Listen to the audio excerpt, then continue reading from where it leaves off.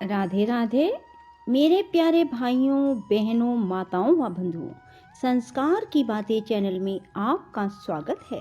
बंधुओं, आज द्वादशी के दिन मैं आपके लिए लाई हूँ भगवान विष्णु जी की कथा, जिसे एकादशी व्रत के पारण के बाद अवश्य सुनना चाहिए। बंधुओं, जो मनुष्य भी एकादशी पारण के बाद भगवान विष्णु की इस कथा को सुनेंगे, उनके सभी मनोरथ भगवान विष्णु की कृपा से पूर्ण होंगे। बंधुओं, उन्हें सुख, समृद्धि और ऐश्वर्य की प्राप्ति होगी। बंधुओं, यदि आपने हमारे चैनल को अब तक सब्सक्राइब नहीं किया तो जरूर करें और बेल आइकन दबाना ना भूलें, ताकि आपको हमारी आने वाली सभी वीडियोस की जानकारी सबसे पहले हो सके। बंधुओं, वीडियो को पूरी सुनें। सुनने के बाद कमेंट बॉक्स में जय विष्णु भगवान जरूर लिखें। बोलो विष्णु भगवान की जय हो। ब्राह्मणों ने कहा, गुरुदेव, हमने आपके मुख से तुलसी के पत्र और पुष्प का शुभ महात्म सुना, जो भगवान श्री विष्णु को बहुत प्रिय है। अब हम लोग तुलसी के पाप में स्तोत्र का श्रवण करना चाहते हैं। व्यास जी बोले, ब्राह्मणों, पहले स्कंद पुराण में मैं जो कुछ बतला आया हूँ वही यहाँ कहता हूँ।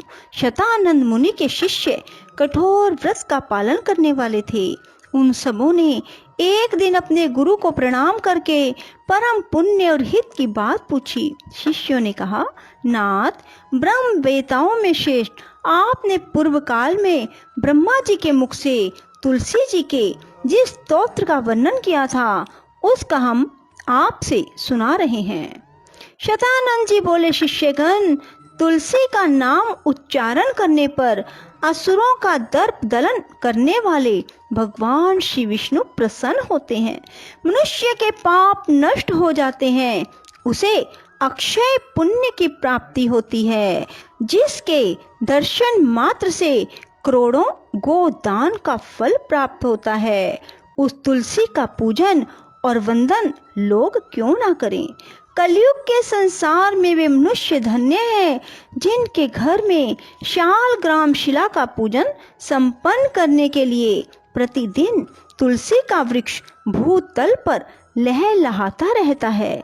जो कलयुग में भगवान श्री केशव की पूजा के लिए पृथ्वी पर तुलसी का वृक्ष लगाते हैं, उन पर यदि यमराज अपने किंकरों सहित रुष्ट हो जाएं, तो भी वे उनका क्या कर सकते हैं। तुलसी, तुम अमृत से उत्पन्न हो और केशव को सदा ही प्रिय हो। कल्याणी, मैं भगवान की पूजा के लिए तुम्हारे पत्तों को चुनता हूँ, तुम मेरे लिए वरदायिनी बनो।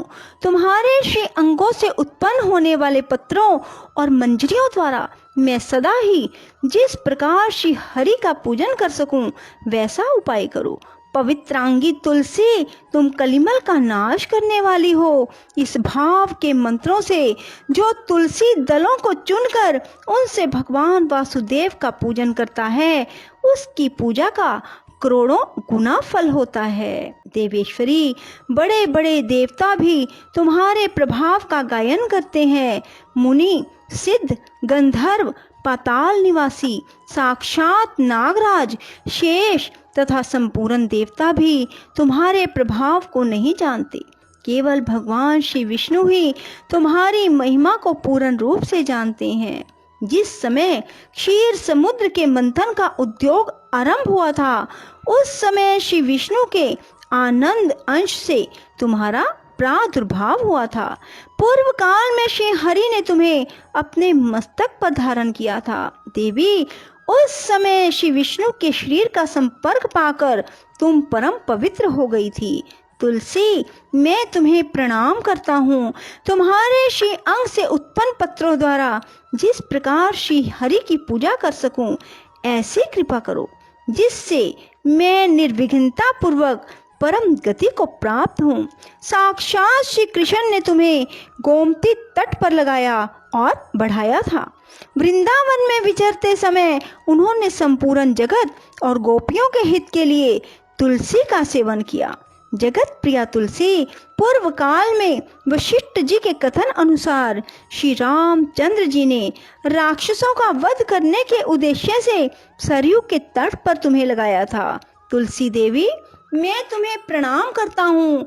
श्री रामचंद्र जी से वियोग हो जाने पर अशोक वाटिका में रहते हुए जनक किशोरी सीता ने तुम्हारा ही ध्यान किया, जिससे उन्हें पुनः अपने प्रियतम का समागम प्राप्त हुआ। पूर्व काल में हिमालय पर्वत पर भगवान शंकर की प्राप्ति के लिए पार्वती देवी ने तुम्हें लगाया और अपनी अभीष्ट सिद्धि के लिए तुम्हारा सेवन किया। तुलसी देवी, मैं तुम्हें नमस्कार करता हूँ। संपूर्ण देवंगनाओं और किन्नरों ने भी दुःस्वप्न का नाश करने के लिए नंदन वन में तुम्हारा सेवन किया था। देवी, तुम्हें मेरा नमस्कार है। धर्म अरण्य गया में साक्षात पितरों ने तुलसी का सेवन किया था। दंडक अरण्य में भगवान श्री रामचंद्र जी ने अपने हित साधन की इच्छा से परम पवित्र तुलसी का वृक्ष लगाया था तथा लक्ष्मण और सीता ने भी बड़ी भक्ति के साथ उसे पोसा था। जिस प्रकार शास्त्रों में गंगा जी को त्रिभुवन व्यापिनी कहा गया है, उसी प्रकार तुलसी देवी भी संपूर्ण चराचर जगत में दृष्टिगोचर होती है। तुलसी का ग्रहण करके मनुष्य पातकों से मुक्त हो जाता है। और तो और मुनीश्वरों, तुलसी के सेवन से ब्रह्म हत्या भी दूर हो जाती है। तुलसी के पत्ते से टपकता हुआ जल जो अपने सिर पर धारण करता है, उसे गंगा स्नान और 10 गोदान का फल प्राप्त होता है। देवी, मुझ पर प्रसन्न हो। देवेश्वरी, हरिप्रिय, मुझ पर प्रसन्न हो जाओ। क्षीर सागर के मंथन से प्रकट हुई तुलसी देवी, मैं तुम्हें प्रणाम करता हूँ। द्वादशी की रात्रि में जागरण करके जो इस तुलसी स्तोत्र का पाठ करता है, भगवान श्री विष्णु उसके 32 अपराध क्षमा करते हैं। बाल्य अवस्था, कुमार अवस्था, जवानी और बुढ़ापे में जितने पाप किए होते हैं, वे सब इस पाठ से नष्ट हो जाते हैं। तुलसी के स्तोत्र से संतुष्ट होकर भगवान सुख और अभ्युदय प्रदान करते हैं। जिस घर में तुलसी का स्तोत्र लिखा हुआ विद्यमान रहता है, उसका कभी अशुभ नहीं होता। उसका सब कुछ मंगलमय होता है, किंचित भी अमंगल नहीं होता। उसके लिए सदा सुकाल रहता है। वह घर प्रचुर धन धान्य से भरा रहता है। तुलसी स्तोत्र का पाठ करने वाले मनुष्य के हृदय में भगवान श्री विष्णु के प्रति अविचल भक्ति होती है। उसका वैष्णवों से कभी वियोग नहीं होता। इतना ही नहीं, उसकी बुद्धि कभी अधर्म में प्रवृत्त नहीं होती। जो द्वादशी की रात्रि में जागरण करके तुलसी स्तोत्र का पाठ करता है, उसे करोड़ों तीर्थों के सेवन का फल प्राप्त होता है। बोलो विष्णु भगवान की जय, लक्ष्मी माता की जय। राधे राधे, जय श्री कृष्णा।